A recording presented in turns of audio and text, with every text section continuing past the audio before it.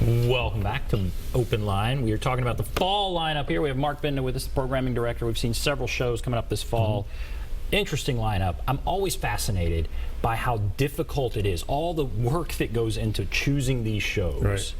And how does that process work? Well, you know, I'm probably not the best expert to talk about that, but I mean, CBS, all the networks will commission, you know, they may have 6 shows they're going to choose and maybe a couple more for mid-season, but they've probably commissioned like 40 pilots, you know, or at least, you know, for every one that makes it on the air, they've commissioned 2 or 3 that never see the light of day.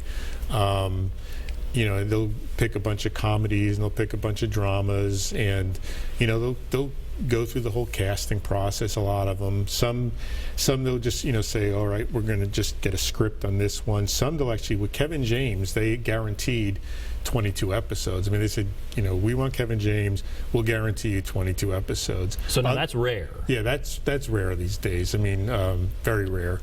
A lot of times they'll guarantee you 6 episodes or maybe 13. But in this whole pilot process, you know, some shows they'll actually shoot the full pilot. Some shows may never get past the script stage, you know, things like that. But you know, it's constant. It's almost a year-long process now. And it is kind of amazing what gets winnowed down. And here we have the 6 that CBS is putting forward for the fall. It's kind of an amazing process. And they've got 2 or 3 others they're holding back for mid-season as well. So they've got another court show, and they've got the, like we said, Training Day, and they've got a new reality show called Hunted, which sounds like the old Arnold Schwarzenegger movie, The Running Man kind of thing. So, and what is the whole? Obviously, things are changing. You have Netflix. You have all these different things that are out there for people to. It's, you know, the consumer is now in charge. I mean, the consumer's always sort of been in charge, but you know, it's no longer when you and I were kids, 3 channels, and you had to watch. You know, you had to watch the Waltons Thursday night at 7. Now people choose when they want to watch a show, whether it's a DVR or whether it's like, you know what, I'm not even going to watch. I'm not going to watch NCIS during the season. I'm going to wait till the summer and binge watch 22 episodes because I'm going to buy the DVDs, or I'm going to get it on Netflix or Amazon or Hulu. So I mean, it's changed the business immensely.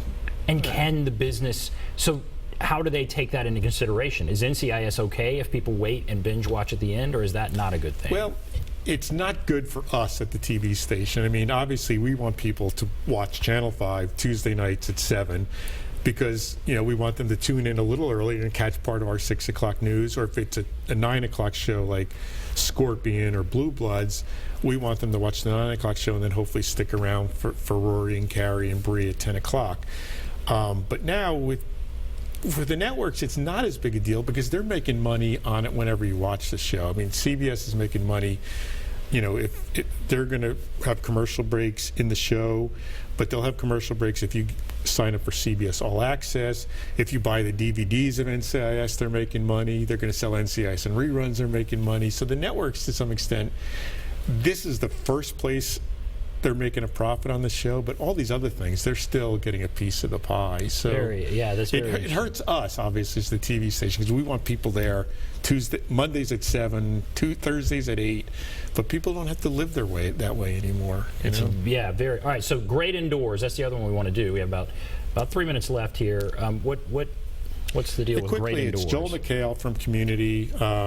He plays a Bear Grylls, Grizzly Adams kind of outdoors guy who is a writer for Field and Stream. It turns out that nobody reads magazines anymore, and so they're going to fold the print version of his magazine, and it's now going to be all online.